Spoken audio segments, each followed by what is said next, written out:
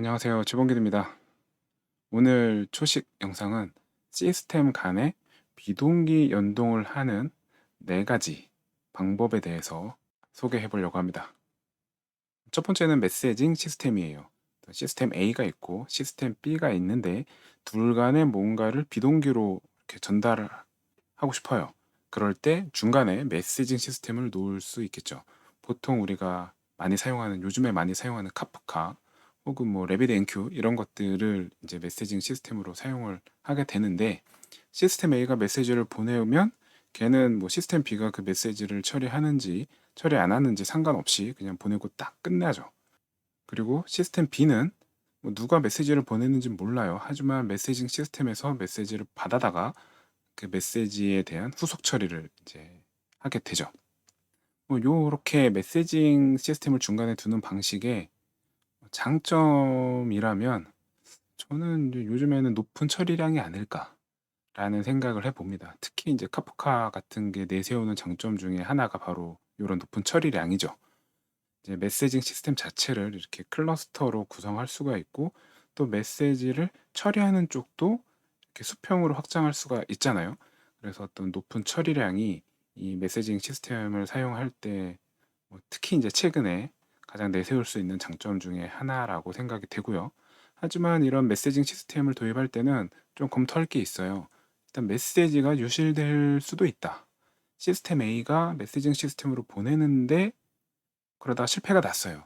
그러면 그 메시지 실패를 그냥 그대로 받아들일 건가? 아니면 다시 처리할 건가? 재전송할 건가? 뭐 요런 것들을 좀 고민을 해야 되고 또 시스템 A에서 DB에 뭔가를 저장하고 메시징 시스템에 메시지를 보냈는데 갑자기 DB에 저장한 결과가 실패가 나서 롤백이 됐어요. 그럼 이럴 때 메시징 시스템에 보낸 데이터는 어떻게 되나? 뭐 요런 어떤 트랜잭션에 대한 고민이 좀 필요하고요.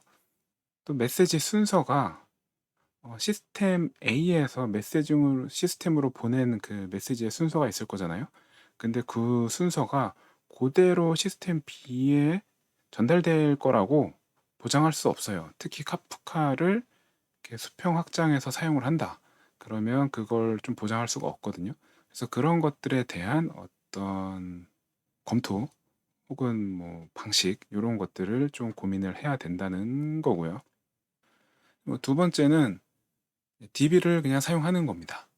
아주 전통적인 방식이죠. 우리가 뭐 문자 전송이나 뭐 알림톡 전송이나 혹은 뭐 이메일 발송이나 이런 것들을 할 때 DB를 종종 사용을 하게 되는데 뭐 어떻게 하냐? 일단 시스템 A가 DB에다가 보내고 싶은 메시지를 담아요.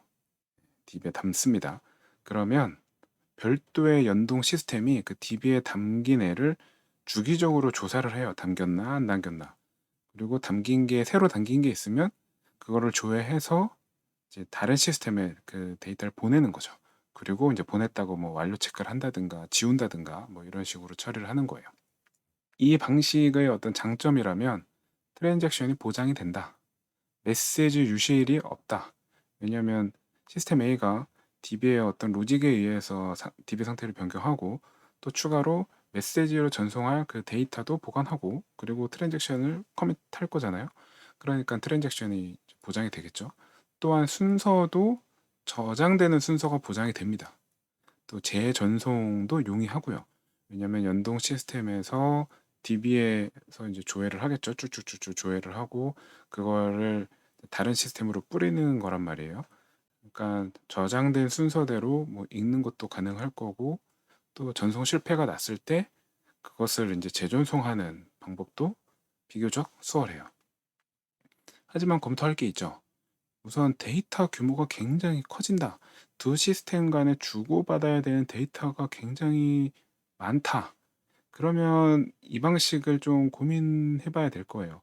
왜냐면 DB에 엄청나게 많은 데이터가 막 쭉 쌓였다가 지워졌다 쌓였다가 지워졌다 뭐 이런 게 반복될 텐데 그게 과연 이제 맞는 건가? 요런 고민이 필요하고 이제 더불어 삭제를 언제 할 거냐? 뭐 요런 거 고민해야겠죠. 그다음에 또 하나는 범용성에서 좀 고민할 필요가 있어요. 그 메시징 시스템은 앞에서 봤던 메시징 시스템은 그냥 일단 메시지를 어떤 메시지건 간에 거기다 막 던지면 되잖아요. 그 구조는 사실 메시징 시스템 입장에서는 별로 상관이 없죠. 막 던져야 되는데 DB는 그 자체로 어떤 구조가 이미 정의되어 있고 그러다 보니 상대적으로 약간의 범용성이 떨어질 수가 있어요. 예를 들면 문자 데이터를 보내기 위한 테이블 혹은 뭐 B라는 시스템에 보낼 데이터를 저장하는 테이블, 뭐 C라는 시스템에 보낼 데이터를 저장하는 테이블 이런 식으로 약간 용도에 맞는 테이블이 생길 가능성이 있어서 약간의 범용성이 떨어진다. 이런 검토할 만한 내용이 있습니다. 이거 앞에서 봤던 첫 번째와 두 번째를 이제 혼합해서 처리하기도 하죠.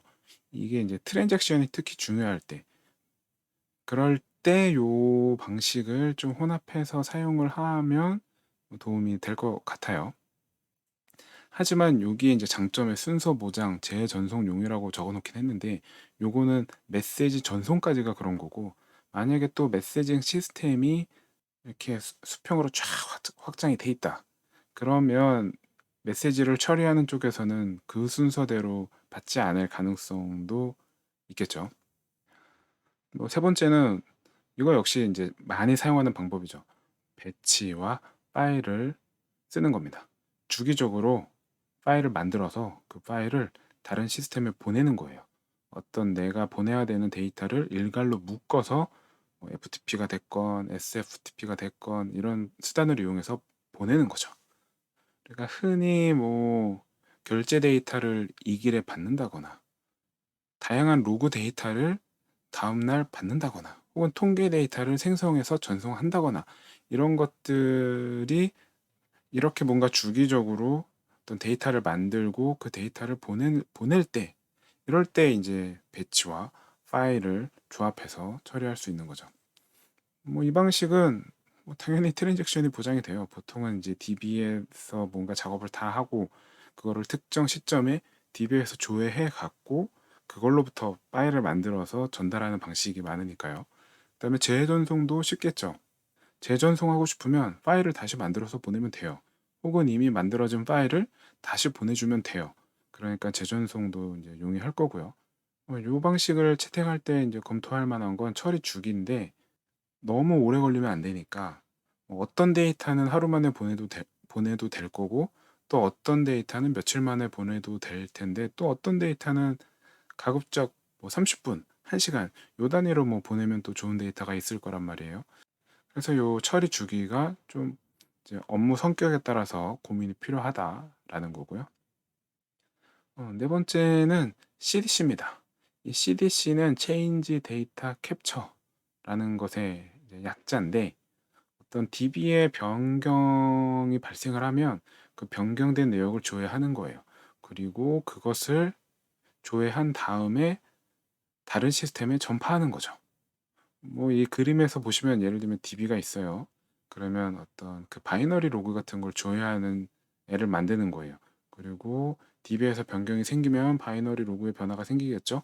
그러면 그 변화를 조회해서 타 시스템에 뭐 전달하거나 혹은 뭔가 변환해서 전달하거나 또는 그 변환해서 혹은 그대로 메시징 시스템에 전달해서 뭐 전파하거나 뭐 이런 식으로 뭔가 DB에 변화가 생기면 그 변경된 내용을 조회해서 전파하는 방식. 이게 이제 CDC를 사용한 방식이에요. 저도 예전에 이 CDC를 이용해서 한 시스템, 두 시스템 간의 어떤 주문 정보 같은 걸 동기화하는 기능을 만든 적이 있는데 이 CDC를 사용하면 DB에다 대고서 바로 변경을 조회하는 거니까 변경된 것을 바로 이제 받아오는 거니까 어플리케이션 로직이 단순해지는 장점이 있어요. 뭐 메시지를 생성한다거나 뭐 별도의 데이터를 저장한다거나 이제 이런 게 사라지죠. 그냥 DB 그 자체, DB의 바이너리 로그 자체가 바로 뭔가 어떤 변경을 의미하는 거니까 저런 어플리케이션 쪽이 단순화된다 그런 장점이 있고 또 당연히 트랜잭션도 보장이 되죠. DB 자체에 이미 변경이 된 것을 조회하는 거니까 트랜잭션도 당연히 보장이 되고요. 단 이제 검토할 만한 건 뭐냐면 변경이 됐다. 그리고 데이터가 여기서 이렇게 바뀌었다라는 그 로그만 존재해요.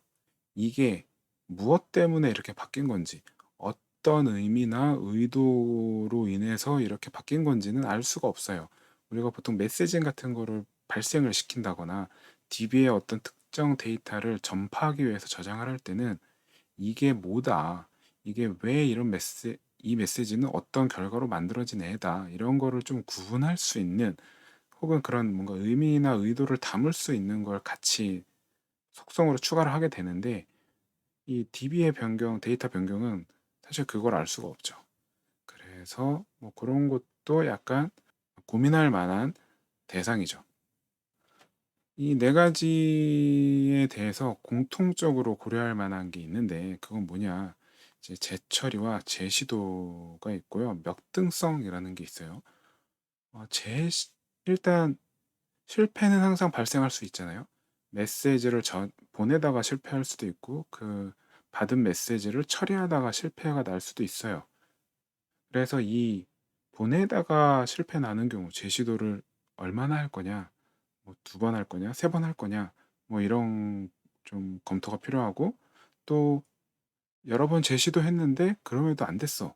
그럴 때 그 실패를 어떻게 인지하고 처리할 거냐. 뭐 예를 들면 실패난 애만 따로 모아서 나중에 뭐 수작업으로 처리할 수 있게 한다든가, 약 그런 어떤 정책 같은 게 또 필요하겠죠. 그 다음에 재처리는 어떻게 할 거냐. 실패가 났어요.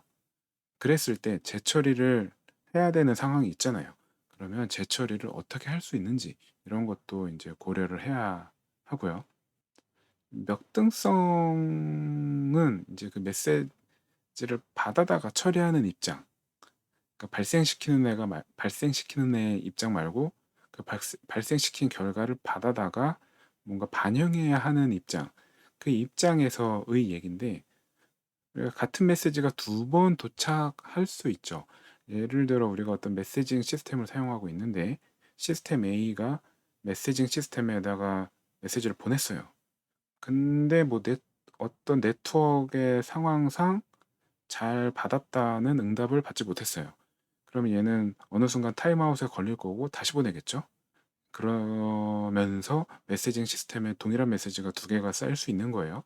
그런 동일한 메시지가 차례대로 이제 시스템 B, 그 메시지를 수신해서 처리하는 시스템에 이제 도달하게 될 텐데, 그럼 같은 메시지가 이제 두 번 도착하잖아요. 그러면 그때 어떻게 처리할 거냐, 이런 것도 좀 고민을 해야 되는 거죠. 같은 메시지가 두 번이 와도 시스템이 상태가 이상해지면 안 될 거잖아요. 그래서 이런 것에 대한 또 고민도 필요하다라는 겁니다.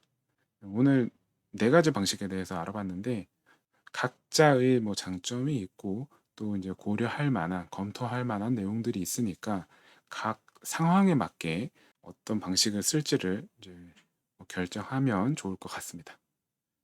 오늘 영상은 여기서 마치겠습니다.